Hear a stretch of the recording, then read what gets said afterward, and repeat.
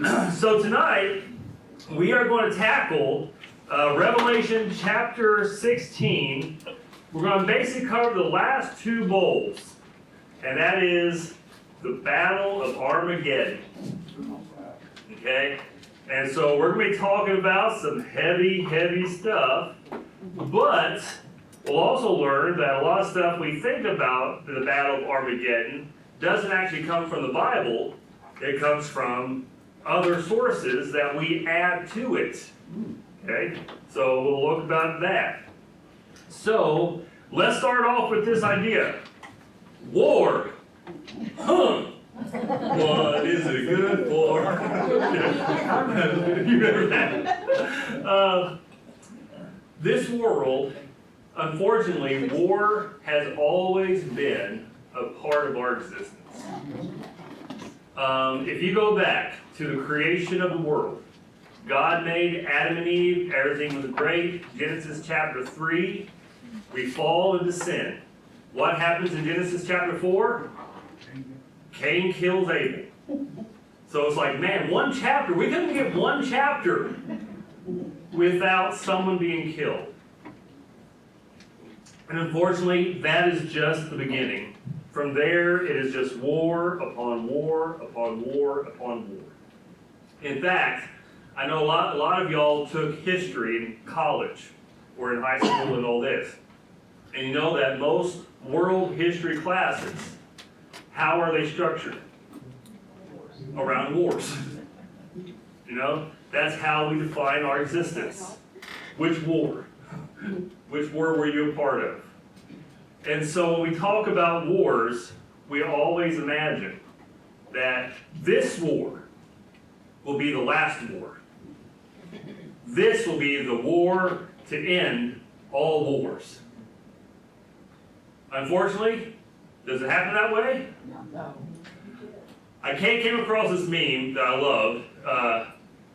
It says, imagine you have a time traveler, and he shows up on the battlefield. He says, hey guys, is this the first or second World War? The World War soldiers like, what? We're going to have another one? But the idea is that there's always going to be a war to end all wars, if we think. But eventually, one day, there will be a final war. And that is what we call the Battle of Armageddon.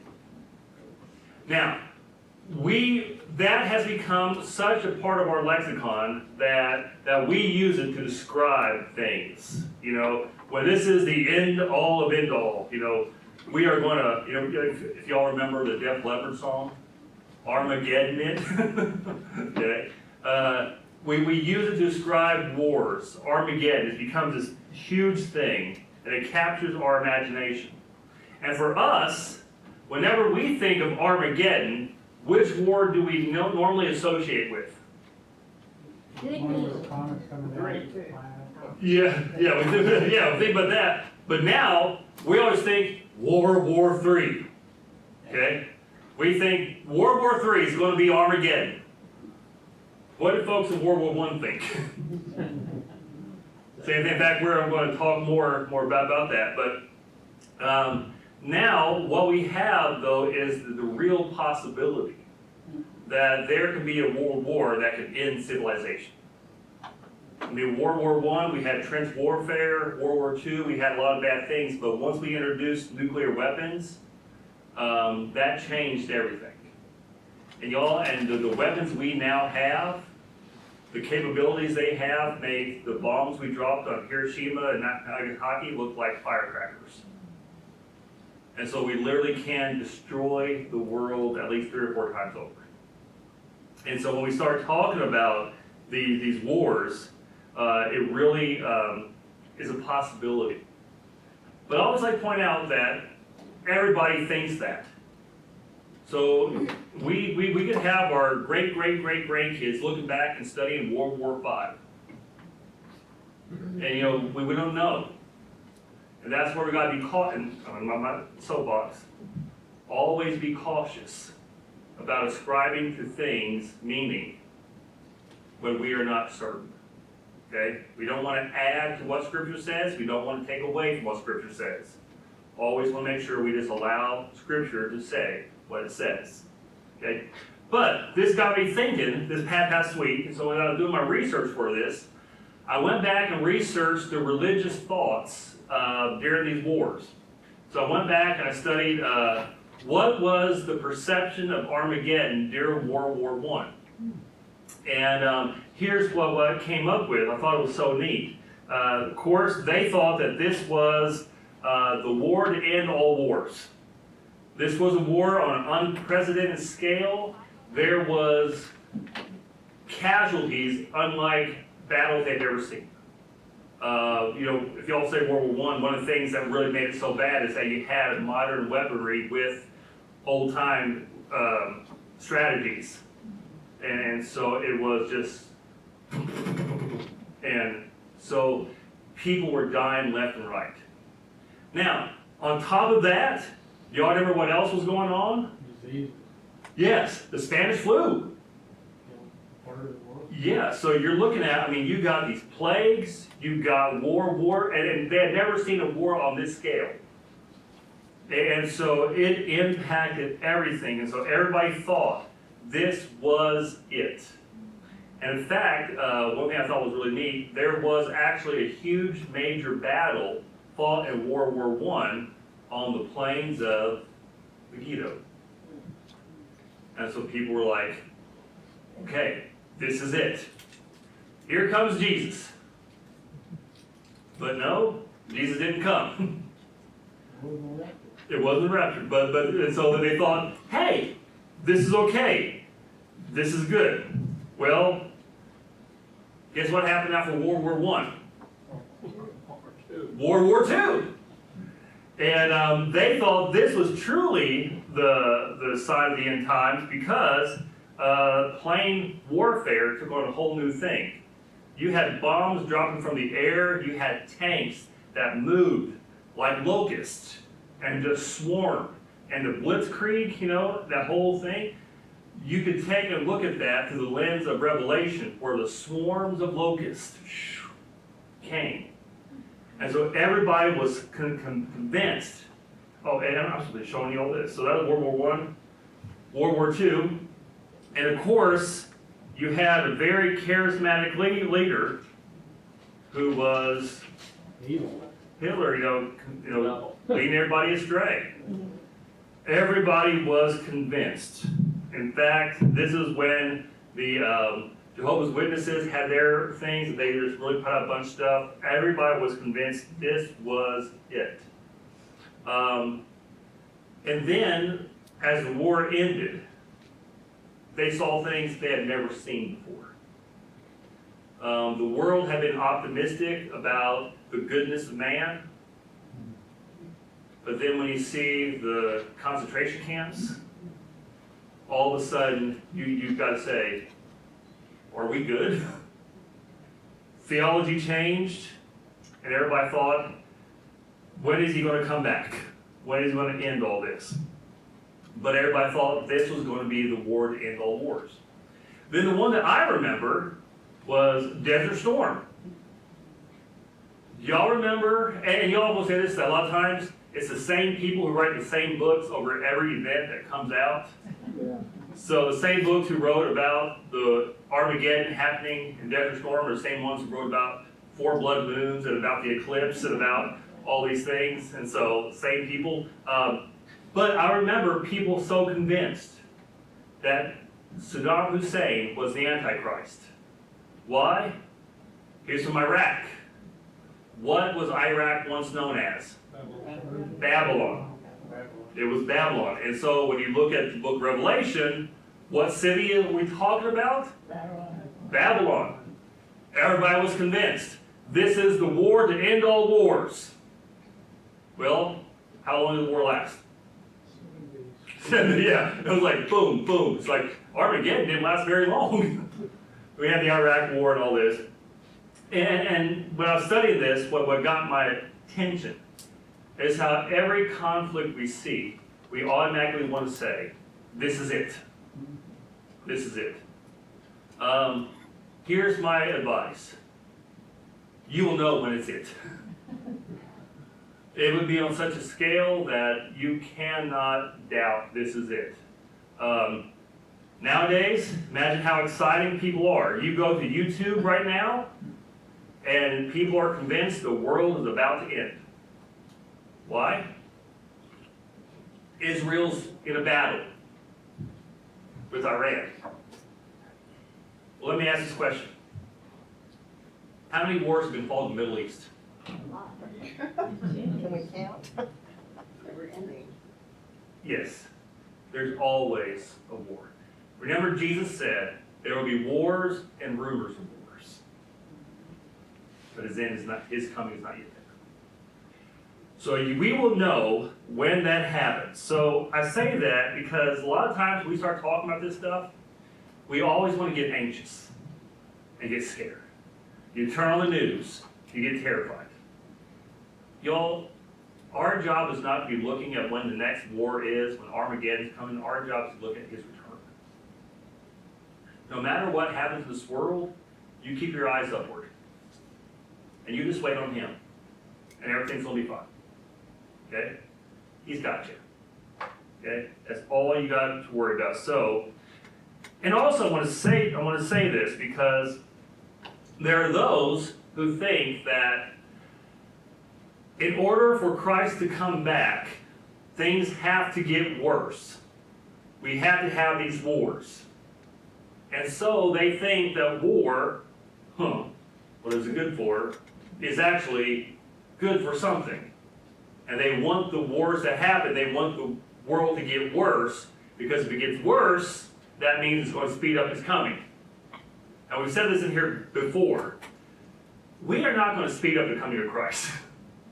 He's not going to be up there like, oh, well, they're already on? Oh, wait, and I got to keep going. No. That's why there are some folks who will try to glorify war. If you've ever been connected to a war, then you know it is not something you want to glorify. It is horrible.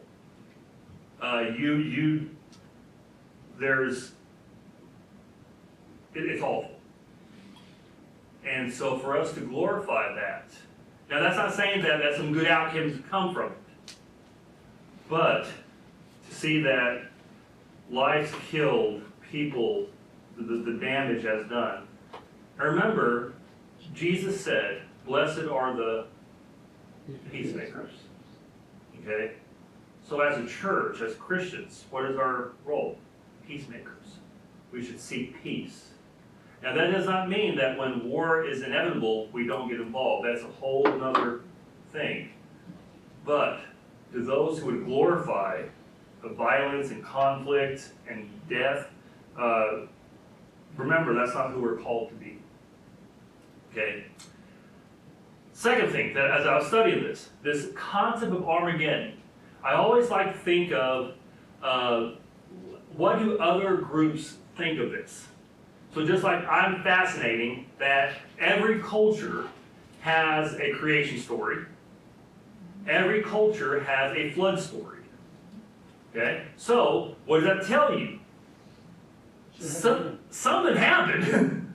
There's something that happened. Now I think that we in our scriptures, we have the actual story. But when everybody has some connections to it, I don't want to do conspiracies. Every culture has dragon stories, and every culture has giant stories. Okay, Nephilim. So, okay. But I went and I studied. Okay, what do other religions teach about the end times and about the end battle? And almost every other religion has some form of final conflict, some form of last great battle, where everything comes to a head. And so, they don't call it Armageddon, they'll call it different things. Like for example, in Islam, and y'all, I'm going to mess up all these names, but their eschatology includes Al-Muhammad Al-Kubra, which means the greatest battle, and is described in the Hadith, which is a book compared to the other sayings of Muhammad. But it describes an apocalyptic war preceding the emergence of the Dajjal, which is Antichrist, and get this, and he faces off against the return of Jesus. And so Islam says that Christ ascended, Christ will return. So that's why my soapbox. If I was Muslim and I read the Quran, I would say, I want to know more about this Jesus guy. He's the one that got all the power. He's the one that does the miracles. And so, but they believe that Jesus Christ will return and establish peace. Okay? And just as a little foreshadowing, when we get done our study on Revelation, we're going to take a little break and then do a study on world religions and new American religious groups. And so that's our next thing. Okay, in the Jewish faith, they believe that there's going to be a great war where the Messiah will return. And he will come down. The book of Zechariah references the valley of Megiddo and prophecy, and then Ezekiel chapter 38 and 39 talks about Gog and Magog, where the forces will come opposed to Israel, and God will defeat them and establish his kingdom, his reign. Okay? Hinduism, they describe the Kali Yuga. Okay? Yeah. That is hilarious to say. Which is an age of chaos and decline, and it will culminate in the appearance of the Kalki avatar, which will be the incarnation of their god, who will restore order of Vishnu. Okay, and then in Norse mythology, Ragnarok. Okay. And that is just basically where everything will end and restart over again. So all things will be made new. Okay? So I think it's fascinating that all these different religions all have some concept of a great cosmic cataclysmic battle that ends everything and ushers in this new reign. Okay? Now, we as Christians, we believe this last battle is called the Battle of Armageddon.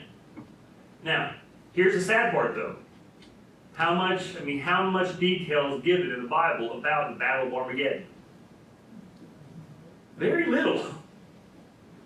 Very, very little. In fact, if you just simply go by Revelation itself, Revelation 16, it has what happens, the kings of the east come, and we're going to talk about that, and then all of a sudden, and they do battle, then it's done. And then chapter 17 describes who Babylon is, doesn't portray her as a good person.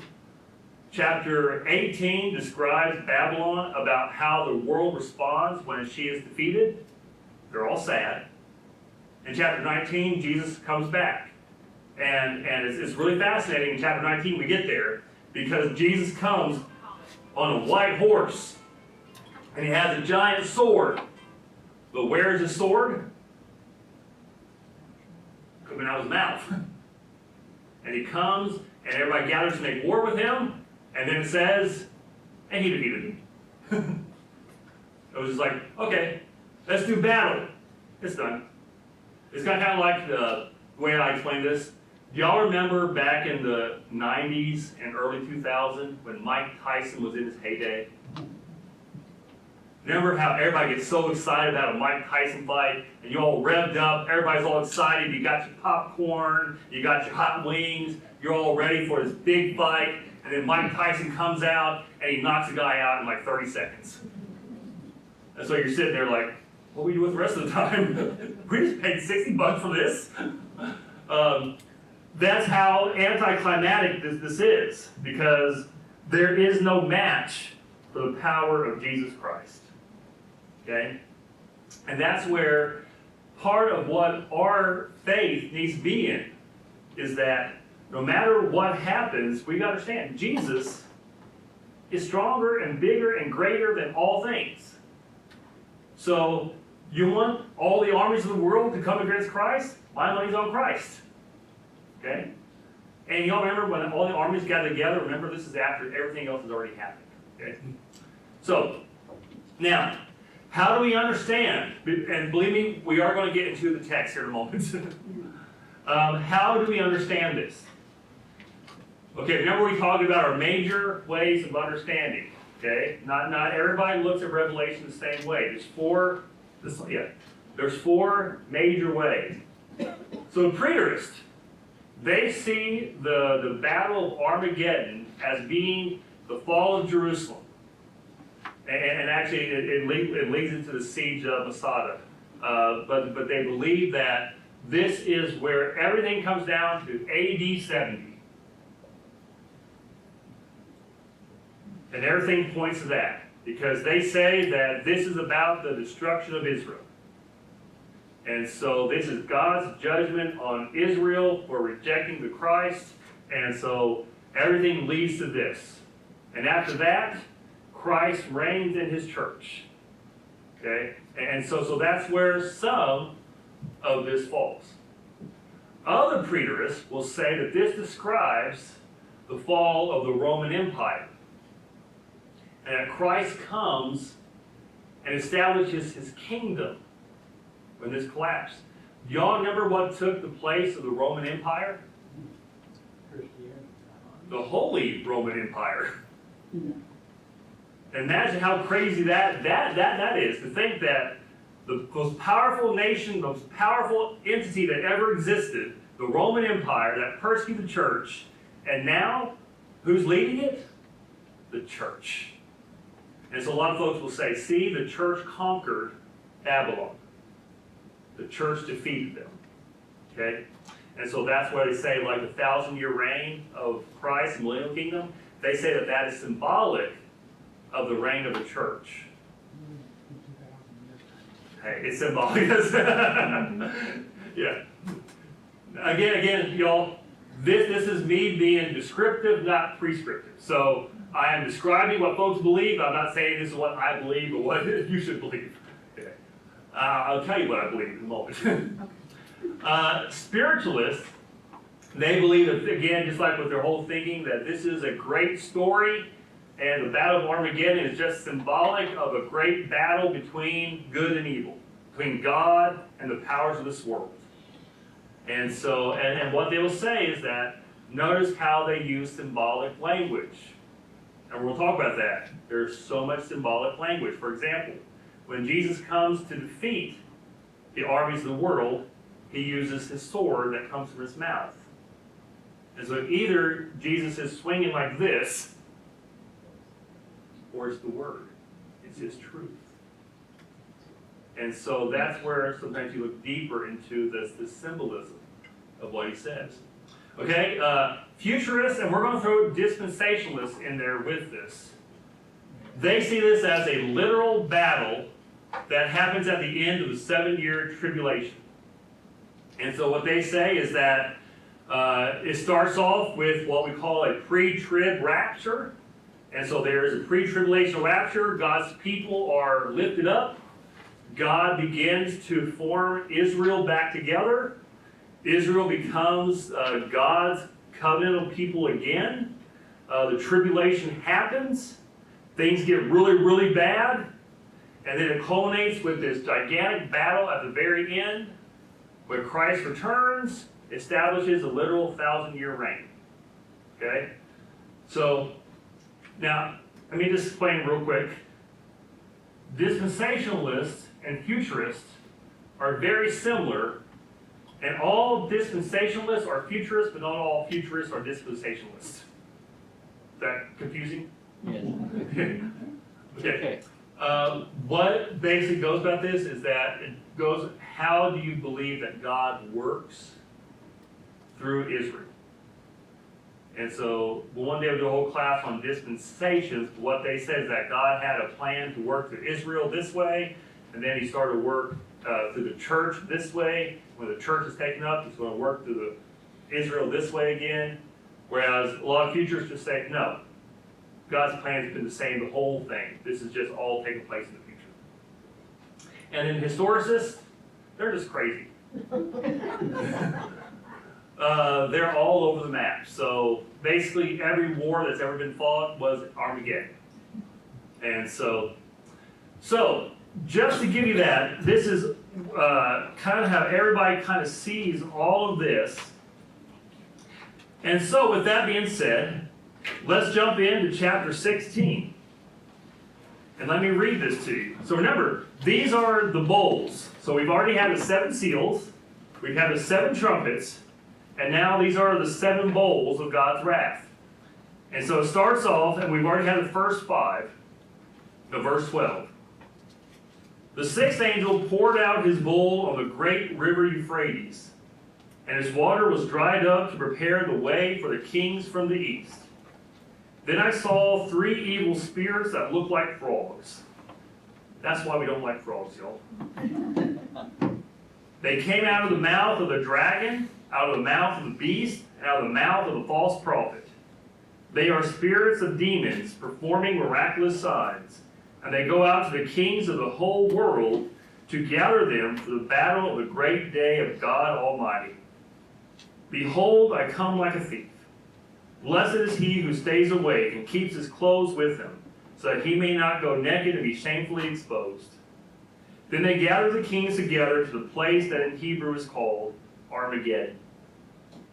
The 7th angel poured out his bowl into the air, and out of the temple came a loud voice from the throne, saying, "It is done." Then there came flashes of lightning, rumblings, peals of thunder, and a severe earthquake. No earthquake like it has ever occurred since man has been on earth. So tremendous was the quake. I know y'all, I just real quick, when I read that, I read it in the voice of Donald Trump. There's never been an earthquake like this earthquake. Never been. So great. No earthquake like that. That's my impression, okay? Goes on verse 19. The great city split into 3 parts, and the cities of the nations collapsed. God remembered Babylon the Great, and gave her the cup filled with the wine of the fury of his wrath. Every island fled away, the mountains could not be found. From the sky, huge hailstones of about 100 pounds each fell upon men, and they cursed God on account of the plague of hail, because the plague was so terrible. Again, just like before, their response is not to say, God, you're right, I'm wrong, forgive me. No, their response is, how dare you? How dare you? And like we said last week, that people are bitter up to the very, very end. All right, so let's start off. It says the Euphrates River, okay? So, I want you to see my little map here. And this is not to scale.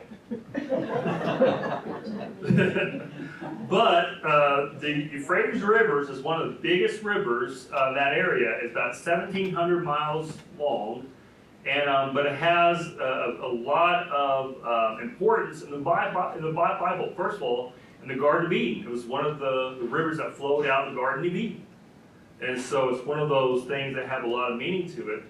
But also, what this was is that this tended to form the boundary of Israel. So, every enemy of Israel that ever conquered them, up until Rome was different, because Rome was a more worldwide thing. But every enemy of Israel had to cross the Euphrates River. So, they always had to come from the east. Okay? So when you think, where's our enemies? They're always to the east. And so it says here that God dries this up. Now you think, does that sound familiar? Well, what else has God dried up before? He parted the Red Sea, crossed the Jordan River. You know, God is in the parting water business. Okay? And so God is the one who parts the waters to allow this battle to happen. Okay? And so it says he does this to make way for the kings of the east. Now, who are these kings of the east? Well, first let me get a picture. This is a picture of Euphrates. Okay? So that's a recent one. But one of the things y'all will say this is that Euphrates River, it helps form what is known as the Fertile Crescent. And so a lot of civilization in that era congregated around that Fertile Crescent. That's where you could grow food. That's why Egypt was so prosperous. And that's why we talk about Megiddo and all this, that comes into play. But the kings of the east, who are they? So, depending on your view, who would this be? A lot of spiritualists would say that these kings coming from the east represents Israel's enemies. So Babylon, Assyria, Persia, all the ones you read about in the Old Testament. These are the big bads. And they would say it is symbolic of all these different enemies of Israel who conquered them and destroyed them. And so they're coming back to take on Israel, but this time Israel will beat them. Preterists, they say that it is the Parthians and I always mispronounce it, Scythians? Does that sound right? Okay, yeah. That's Iranians. But these were ones who opposed Rome. Rome was never able to conquer them, and Rome would always have battles with them. And so the fear of the Roman Empire was that one day these barbarians would have come and defeat us. And so this was, if you think that this represents Rome, the defeat of Rome, then all this is these folks. And it kind of did play out that way. In our modern day, we have used this to describe any enemy we think that is east of us. So, in World War II, I'll give you one guess who people claim to be the kings of the East. Germany was, yeah, but what do you think of Far East? Japan. Oh yeah, they were like, those Japanese, here they come, East. Nowadays, when you read books about the end times, what's the two armies that you always hear about? What's that? Russia and China, okay? Yeah. And so, what is interesting, and this is where I'll give you my 2 cents on this, we've got to be careful about labeling these nations. You know why? Nations change. Russia is here today, and guess what? About 30 years ago, we would talk about the Soviet Union. Is the Soviet Union still around? No, it's gone. Nations come and go. And that's my little soapbox moment. That's why we talk about Israel being so important. What's so significant is that you still have that identity from ancient world to here, and it's the same. You don't hear about Hittites or Amorites or all these other ones. Yeah. So, one of those things. And so, a lot of folks see these folks as coming from China or Russia, or now people throw in Iran. Okay? And so you throw in. And so, you imagine how excited we got, or folks got. Israel doing battle with Iran? Russia may get involved? China gets involved? This is it. They made peace? Oh. but that's some folks. I was being sarcastic.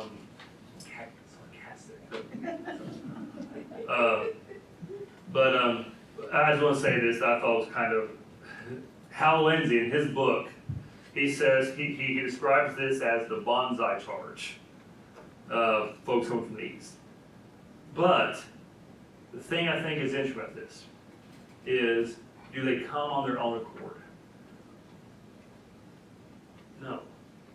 They are being manipulated by the dragon. So one of the things I think is important for us to remember is that, remember, Paul said our battle is not with flesh and blood, but with the dark forces of this world.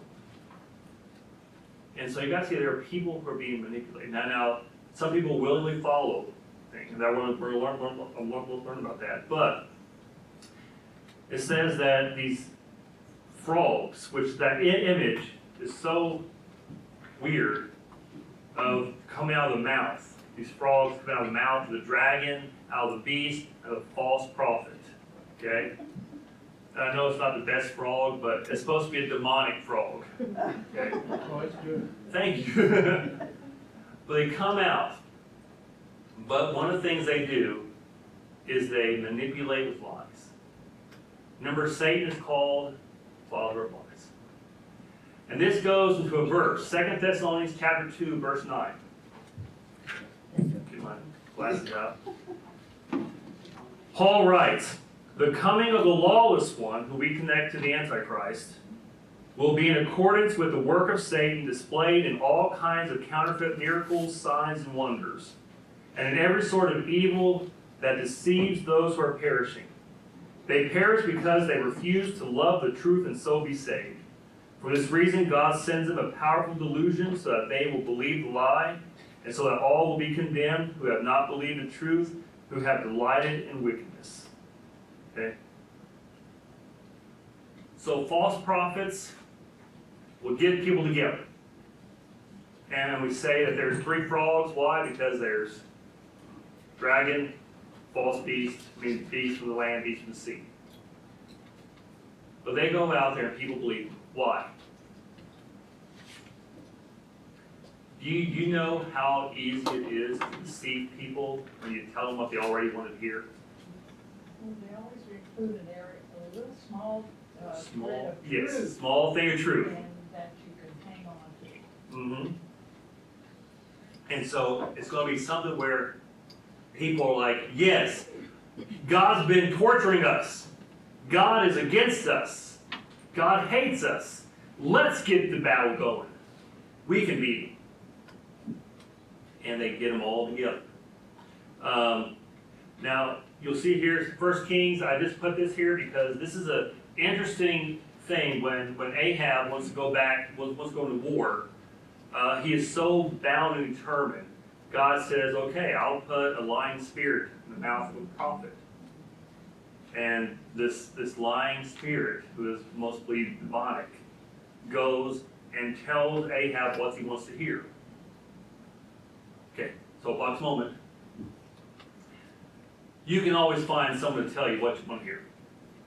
Okay?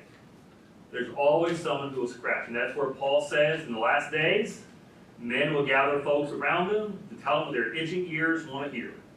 Instead of hearing the truth, tell me what I want to hear. And he says, beware. Okay?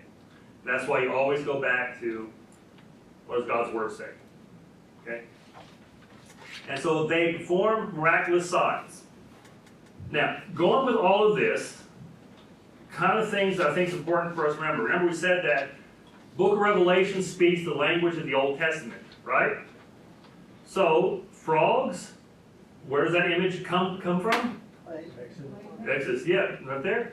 And then also, when you talk about them doing these false miracles, it's supposed to remind us not only what we said about the deceiving, but y'all remember the power that the magicians had when Moses went into Pharaoh's court and he threw down his staff? Yeah, do all that. I always feel bad for Moses. I was like, God didn't warn him about that. And Moses like, this is my ace in the hole. And I was like, what? And that's why, another soapbox moment. Don't be deceived because of miraculous things. Satan's going to be able to do all kinds of great things. Go back to God's truth. His gospel. Stay there. Okay. Now, what is interesting is that it starts off with the kings of the east. But notice, as we go through these verses, who gathers for the war? The kings of the Whole world. So everybody comes together. This is the big one. Everybody gets together. So, you want to talk about a true world war? This is it, but it's the world against God and the people of God. Okay? But let me get on this. It's against the people of God, but do we ever fight? Who fights our battles for us? Jesus. Exactly. Okay? Remember, we said before, we have to fight like a lamb. Okay? We fight like a lamb. And so, and even with this, they all gather together. All the armies of the world, but notice at the end, whose battle this is. Whose day is this? God Almighty. This is God's battle. This is God's. This is for God's glory. Okay? So everything always comes back to God. So, and then we jump to verse 15. And it almost seems like John is saying, okay, I've been telling you this, now let me interject something here. Because in the midst of this, describing this battle, verse 15, behold, I come like a thief. Blessed is he who stays awake and keeps his clothes with him, so that he may not go naked and be shamefully exposed. You read it, you're like, okay, why here? Why put that right there? And what is Jesus wanting us to take away from this?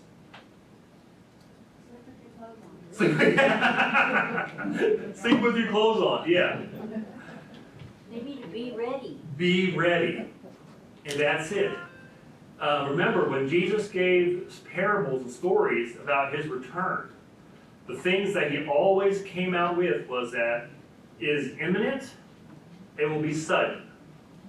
Be ready.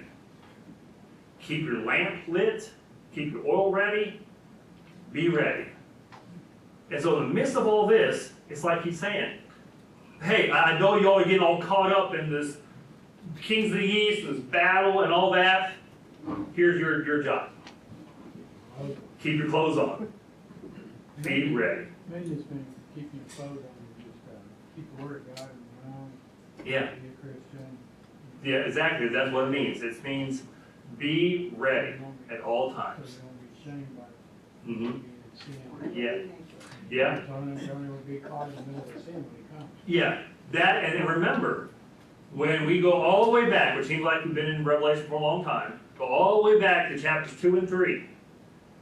He was talking to churches that were compromising their beliefs and participating in becoming like the world, allowing worldly values to go. So, you're in here, you're playing with, you're trying to have your cake and eat it too, and then Jesus shows up. You're not ready. Like I said, got your clothes off. Be ready.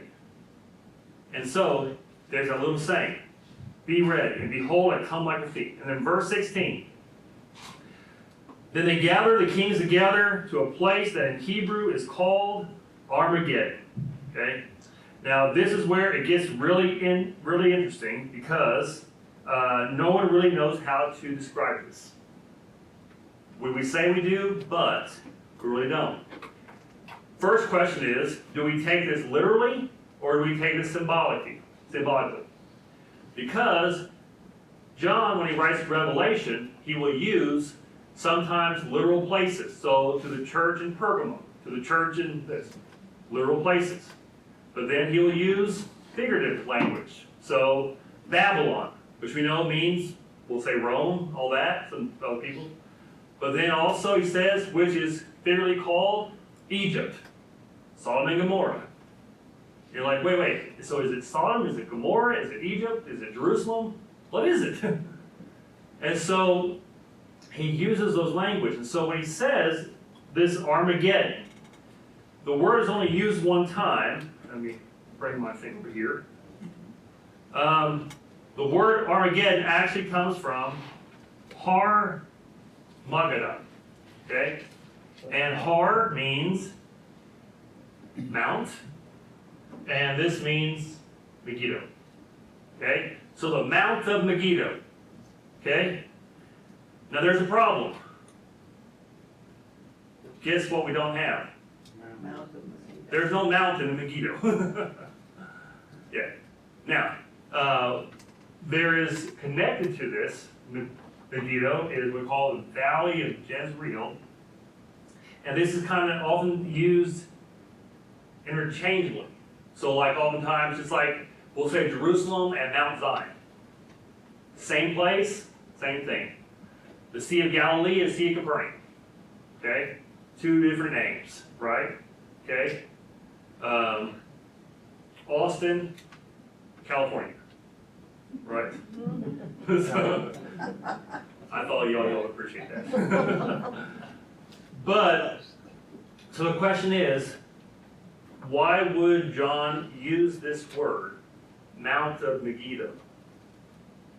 Now some would say, futurists especially, would say that after all the events of Revelation, the topography of the world has changed. So there are mountains where mountains not used to be. There are rivers and seas because everything's just been blown up. And so they're saying that it meets right there. But, remember John often writes in symbolic language.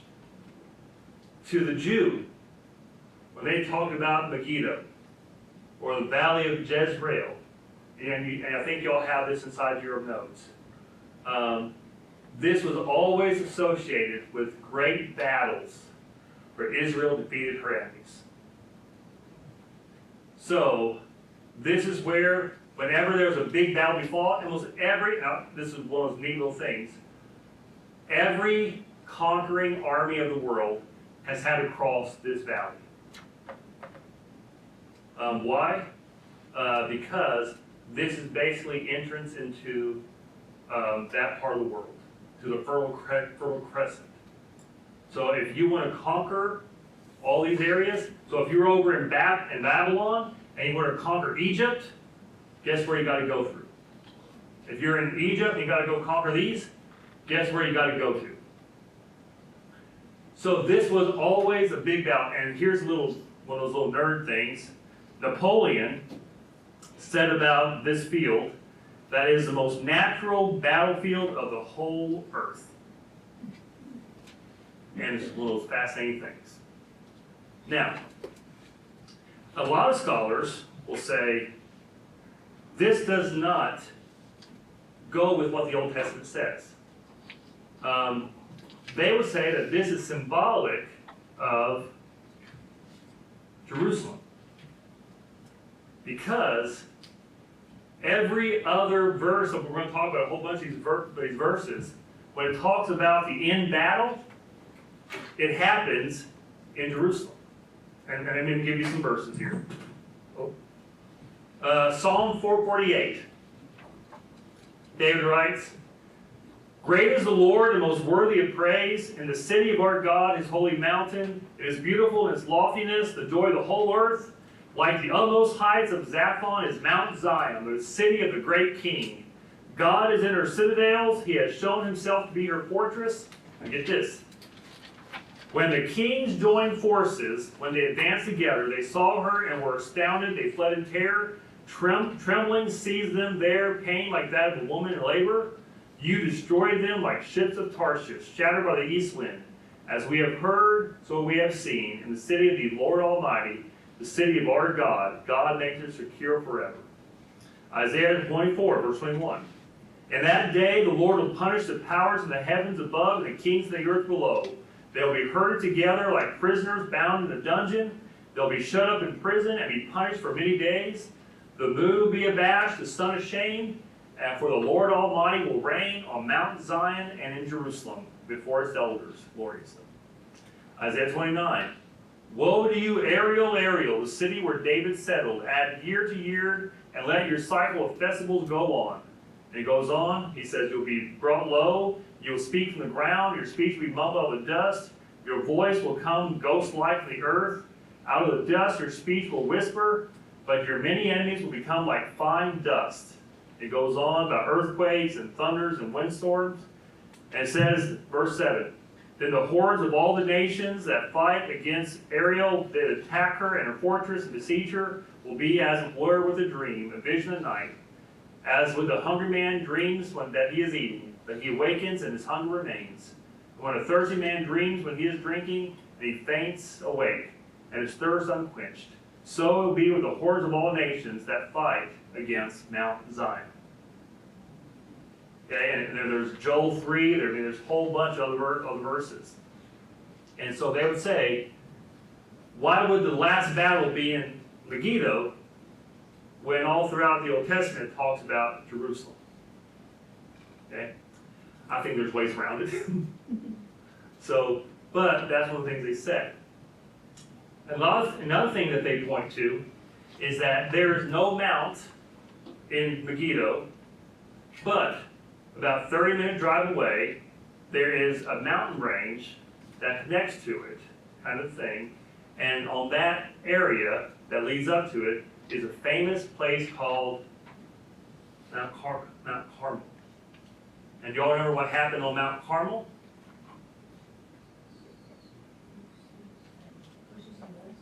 Well, it was, yeah, well, that, but really it was the battle of Elijah against the prophets of Baal. And so this was the big thing, God against the false prophets, against those with frogs in their mouth coming out. And so all this going on is that, who is it? We really don't know where it's at, okay? And so that's where we just say, okay, God knows where it's at. And we'll know when it happens, happens. Now what's interesting also with this is that Ezekiel chapter 38 and 39 talk about Gog and Magog, okay? And Ezekiel is a crazy book. If y'all get a chance to read it, it's crazy. You'll just start with chapter 1 and you get through that chariot, you're like, what is going on here? But when you look at Gog and Magog, they were nations. And so, but where do they come from? Basically, it's what we would call Iran. And so it's basically in that area.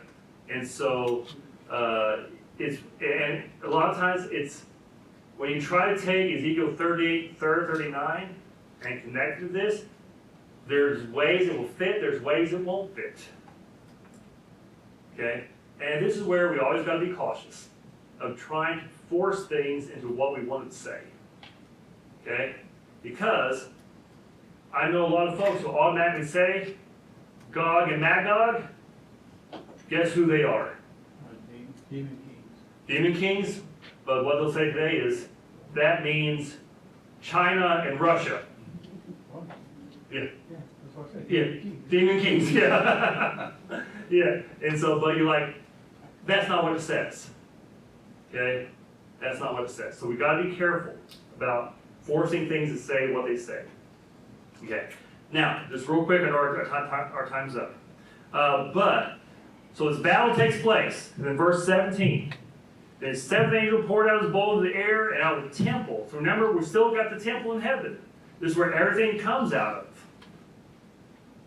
A loud voice from the throne saying, it is done. So whose voice is saying this?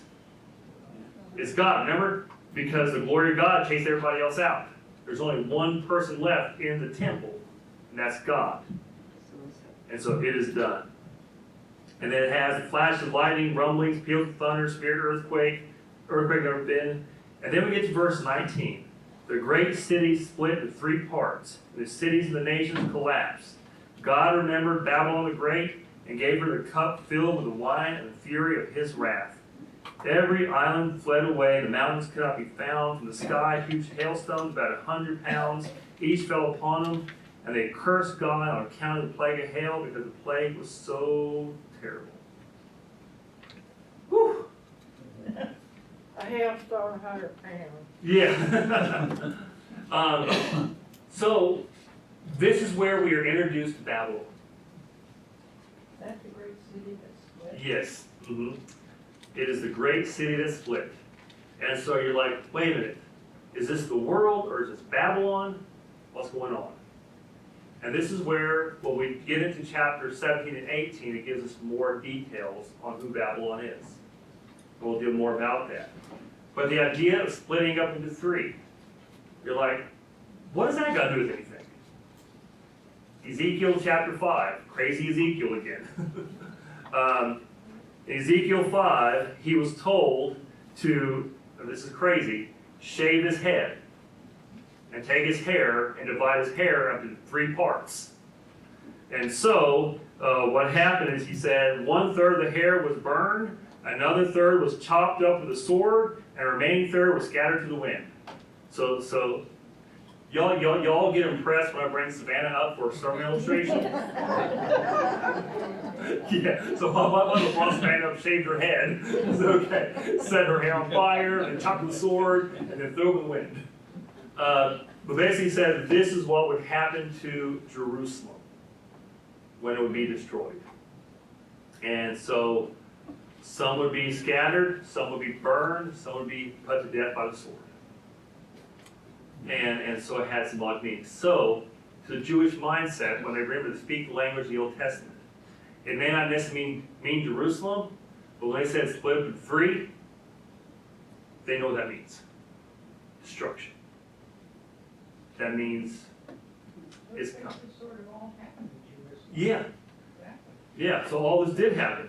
And that's why there's the preachers who say, this all means that.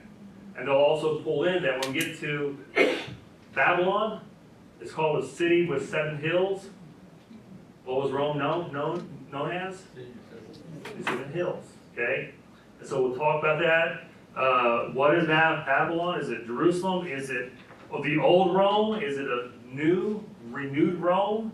Or is it just that Rome never quit? But then it says about hailstorms. And hail has always been connected with God's judgment, okay? But I want to read to you something I found interesting.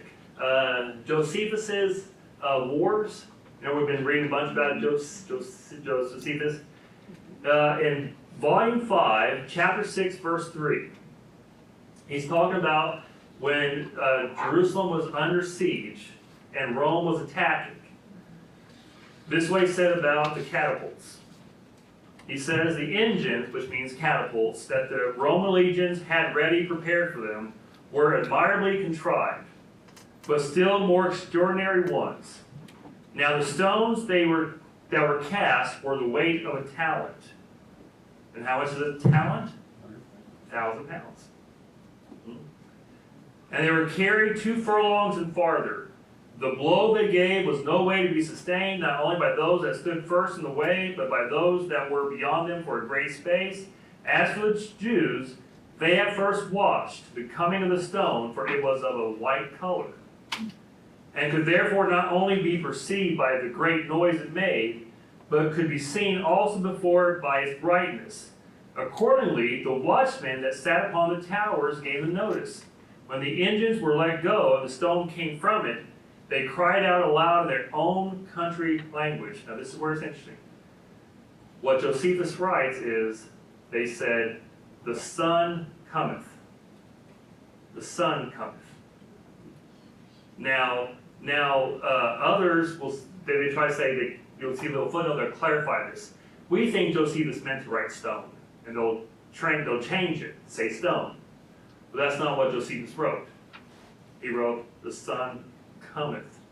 So that those were in his way stood off and threw themselves down on the ground, by which means, by thus they regarded themselves, and the stone fell down and did them no harm. You're like, whoa, that's pretty interesting. Okay? And so, and this is where, my thing. I see Revelation having meaning for this, and this. Okay? I think it needs to say what it says to the people it needs to say it to when it needs to say it to. Okay? Make sense? But the big thing from this is, what does God say? It's done. It is done. It is done. Okay? And so basically, this ends the bad news. Okay? Now we still got some medium bad news. Next week, hey, we're going to talk about a harlot next week. Okay? There's other ways of saying that. If you go King James, it says something about, calls it Babylon something where I would blush so much, so we're going to call her something else. Okay?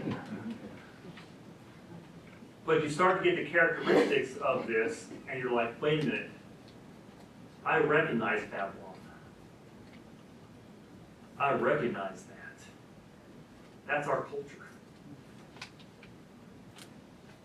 And then when you hear in chapter 18, when God destroys and does all this stuff to the Babylonians, to Babylon, it talks about captains on ships crying because who's going to buy our goods anymore?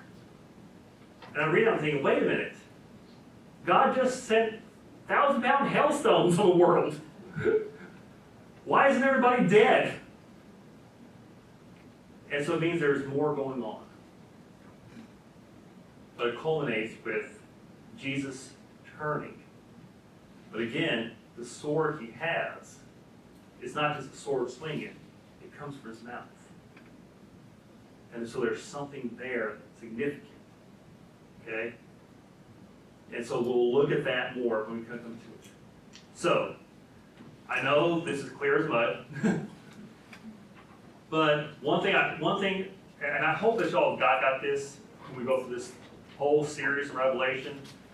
I'm not trying to tell you what to think. Because the book of Revelation is such a complicated book and there's different viewpoints. A lot of us have only been taught one way of seeing things. I want us to say, hey, this is what is out there. You decide. Okay? As long as you keep the main point the main point. God wins. God wins. Questions? Comments? The Joey's whatever in the hailstorm where you say 5, is that Revelations 5? No, that's his book. He wrote a series of books, history novels, and they're not novels, history accounts called The Jewish Wars. Oh, And so it's volume 5. I'm not supposed to know that. Yeah. Oh, yeah. Well, what strikes me is that God created the world with the words of his mouth. Yeah. And actually judged the world with the Yeah, words of with his mouth. mouth. So the power that's in those words now. Mhm. I never thought about that. That is neat. I like that. What'd she say? She said that God created the world with his mouth, with the words, and so when Jesus returns, he defeats it with the word. Yeah, that's awesome. Anybody else? I'm so confused. Well, good. Good. Is next week the verse Yeah. where you're going to see your grandbaby? We are going to leave, yes. So we are going on July the 6th to see or be there for the arrival of my grandbaby, little Camden Lane. So we will meet next week, but the following week we won't meet. And but we'll come back the following week, hopefully. Like I was telling, who's I telling that? Yeah. I plan on being back, but you know what? If he decides he's going to be ornery and not show up when he's supposed to show up, we may have to push our little visit a little bit longer. Okay, so. Yeah, excuse is excuse. Or I may just bring him back with me. Yeah. I'll get there.